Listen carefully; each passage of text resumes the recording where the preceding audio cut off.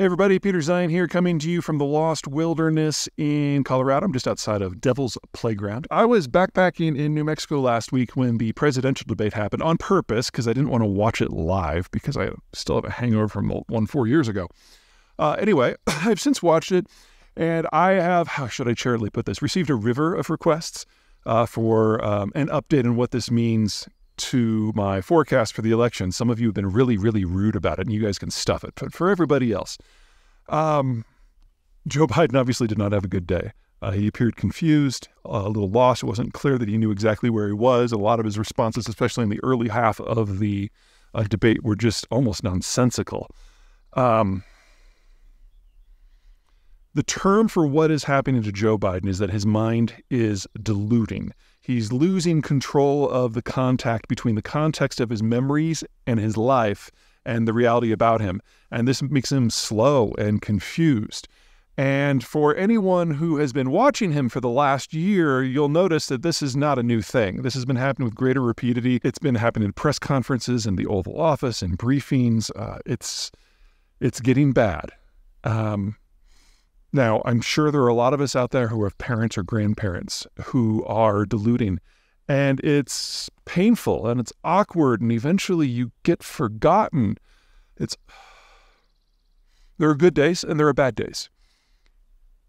But that's not what you need for a president, because as you get older, and Joe Biden is already 81, the number of bad days eventually tends to overwhelm the number of good days, and he is no longer fit for office.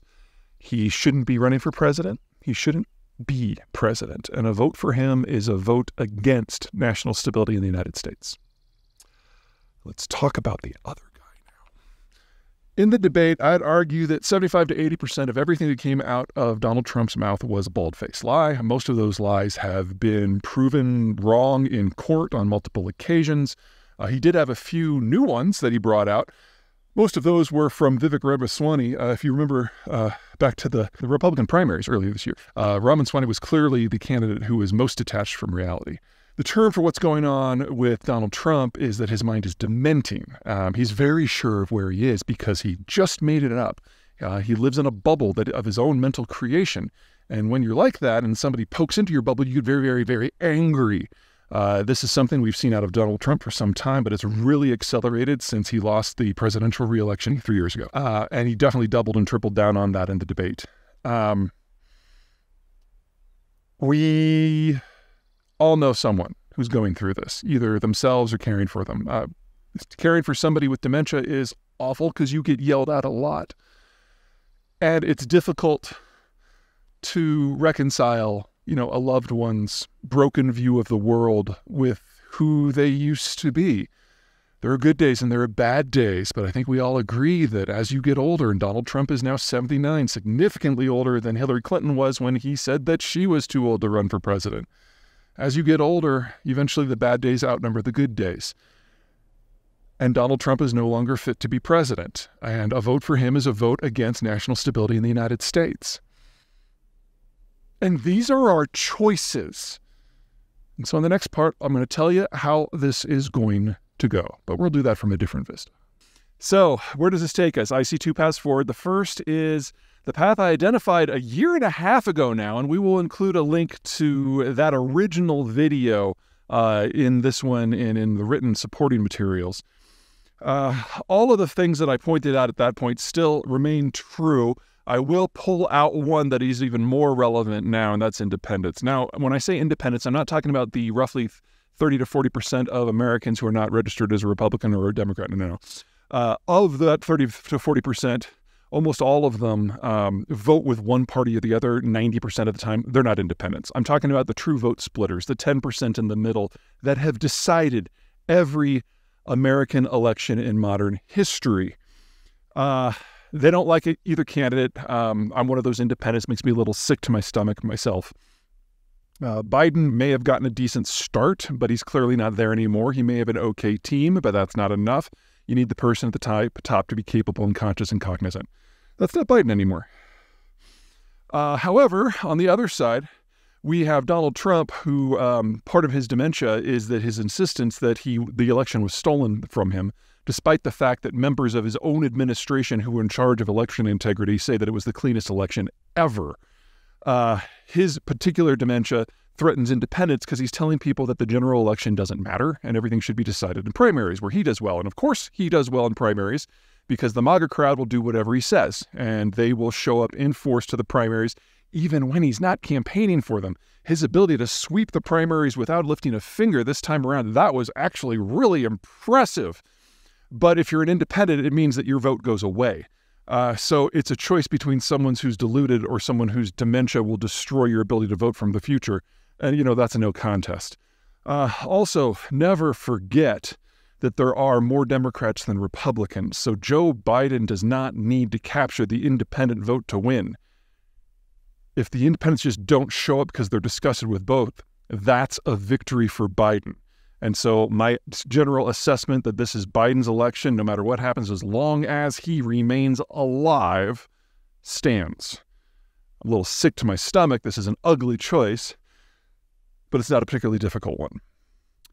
There is one other way that this could go. Friends and families and colleagues of Joe Biden are now advising that he consider stepping down and let a more capable candidate run, which I think would be a great idea. Now, there have been people on both sides, mainline Democrats and old school Republicans, people who were Republicans before Trump took over the party, who insist that if either side were able to float a better candidate, that they would just sweep because these two candidates are so broken. And I understand where they're coming from. The problem is the process of getting to that. The primaries are functionally over. And on the Democratic side, it's very weird for you to get a meaningful challenger for the nomination when you have somebody who's already in office, and that this is no exception. The difference this time around is that Biden might willingly step down. And if he does that, we will have what's called an open convention. But that is not a slam dunk. And for this, I blame Barack Obama. One of the reasons why I think Barack Obama will go down in history as one of the bottom 10% of presidents we've ever had, one of the many reasons, is he functionally destroyed the Democratic Party's ability to generate talent. When he ran for president, he formed his own organization and ran in parallel. And then when he got enough momentum, he basically co-opted the Democratic Party institution for his own purposes, something similar to what Donald Trump did. In doing so, he made it all about him. And then for the next 8 years, he sucked all the oxygen out of the room and prevented a new generation of political leaders from rising up within the party. And so that's why we have folks like Schumer and Pelosi, who are almost as old as Biden, who are the power brokers in Congress, and a new generation is really having a hard time getting going now. They have started, but it's probably too late, certainly too late for this cycle. And that means that the only people who are willing to run for president in the primary system are those ideological idiots like Elizabeth Warren or Bernie Sanders, who can draw national support and, kind of like Trump with MAGA, get people to show up in numbers to the primaries, even if people would normally not consider themselves Democrats. If we have an open convention, those ideological idiots will be there. But the advantage of an open convention is you might get normal politicians, God forbid, there. So I have always been a fan in the American political system of the governors because they have to deal with day in, day out issues and actually make the trains run on time. And they have to govern across the aisle. And we haven't had a meaningful governor run on the Democratic side for a bit. And on the Republican side, it's just been overwhelmed by Donald Trump. So for an open convention, we might actually, because it's just going to be for like a few weeks instead of this endless campaigning system that we seem to have normally, a governor could throw his or her hat in the ring, not have to deal with all the shit of all the ideological wars, and actually get a good candidate. And that is a way that the Democrats could have a complete blowout of the system of the election. It is possible. But it's also possible you could get Elizabeth Warren, which is like one of 3 people on this planet that Donald Trump could beat. This can't happen on the Republican side. Donald Trump has destroyed the Republican Party. He's purged of anyone who was against him. And the real break point was back in March when he took over the Republican National Committee.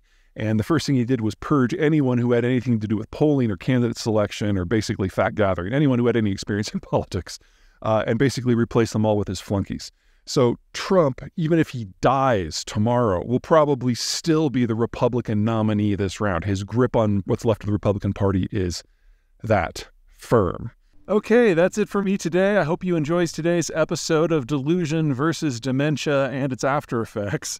As always, with all of my domestic political videos, I invite you to send outraged messages to the collection email spot, which is meh@whatever.com. That's meh@whatever.com. And I promise I will personally review and respond to each and every none of them. Until next time.